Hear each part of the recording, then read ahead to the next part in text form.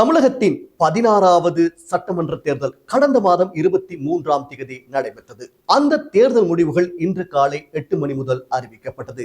பரபரப்பை ஏற்படுத்தும் வகையில் தேர்தல் முடிவுகள் அமைந்து வருகின்றதை காணக்கூடியதாக இருக்கிறது. குறிப்பாக காலை 8 மணி முதல் தமிழக வெற்றி கழகம் தொடர்ந்து முன்னிலை வகித்து வருகிறது. அதே போன்று அண்ணா திராவிட முன்னேற்ற கழக கூட்டணி, திராவிட முன்னேற்ற கழக கூட்டணி ஆகிய கூட்டணிகளுக்கு இடையில் கடும் போட்டி நிலவுகிறது. இதுவரையிலான முடிவுகளின் அடிப்படையில் 103 தொகுதிகளில் தொடர்ந்தும் தமிழக வெற்றி கழகம் முன்னிலை வகிக்கிறது. அதே போன்று இரண்டாவது இடத்தில் 69 இடங்களில் முன்னிலை வகித்துக் கொண்டிருக்கிறது திராவிட முன்னேற்ற கழக கூட்டணி. மூன்றாம் இடத்தில் 62 தொகுதிகளில் முன்னிலை வகித்துக் கொண்டிருக்கிறது அண்ணா திராவிட முன்னேற்ற கழகம். நாம் தமிழர் கட்சி இதுவரையிலும் எந்த ஒரு தொகுதியிலும் முன்னிலை வகிக்கவில்லை என்பது குறிப்பிடத்தக்கது.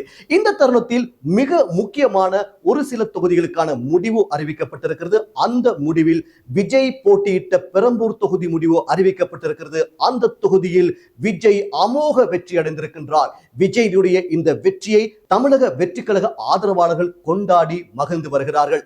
118 தொகுதிகளில் வெற்றி அடைந்தால் தனித்து ஆட்சி அமைக்க முடியும். தனித்து தாவேகா ஆட்சி அமைக்குமா அல்லது கூட்டணி கட்சிகளோடு இணைந்து ஆட்சி அமைக்குமா என்பதை நாங்கள் பொறுத்திருந்து பார்க்கலாம்.